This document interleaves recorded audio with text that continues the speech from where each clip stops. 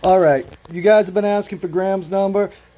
It took me a couple of tries to condense it down to not take about 20 minutes to explain it. So here comes 4 parts. It's about 6 minutes altogether, and I hope I don't confuse anyone. All right, so here's Graham's number, G64. What's that mean?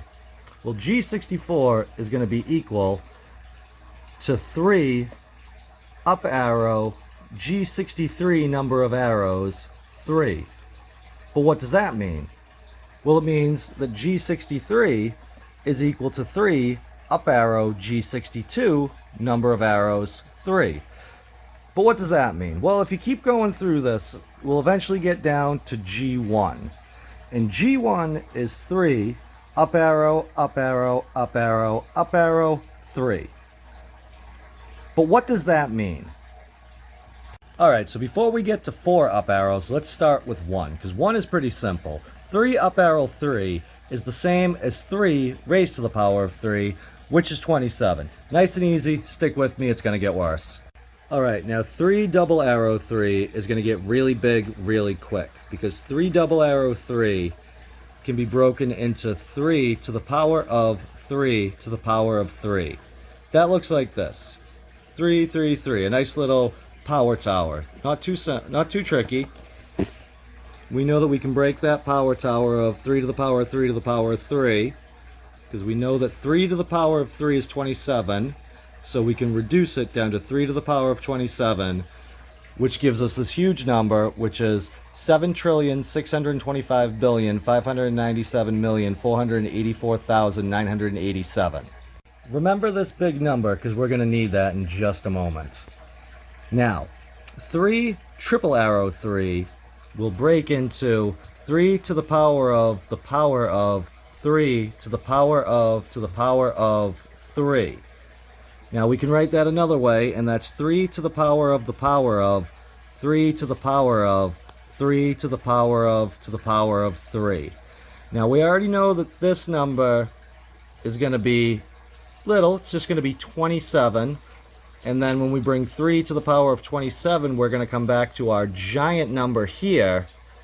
And that giant number is how many times we're going to break this 3 to the power of 3 to the power of into its smaller component, which is this.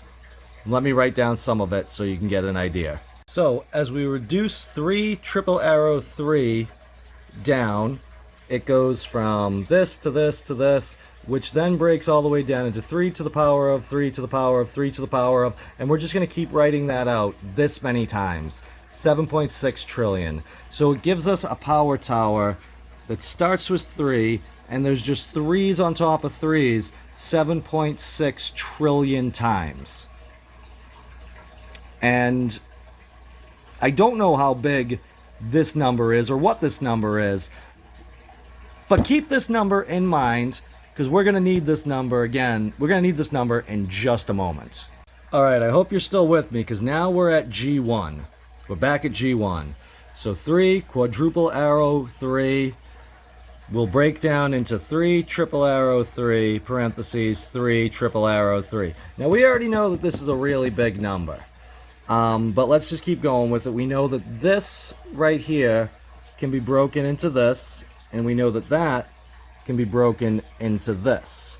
So what this all right here is telling us, because we already have broken this number down once before, and we get this 7.6 trillion number, means that when we break our triple arrows into double arrows, we need to repeat 3 to the power of parentheses 3 to the power of parentheses. We have to do that not 7.6 trillion times, but 3 to the power of 3 to the power of 3 stacked 7.6 trillion 3's on top of each other. We need to break that into that many double arrows. So, and then we can break it into single arrows. But that's really complicated. So here's a little bit easier way of looking at it.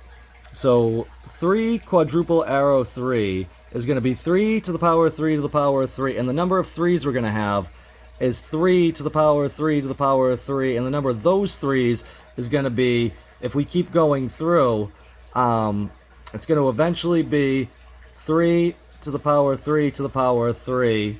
And this 3 here is telling us how many times to raise 3 to the power of 3 to the power of 3.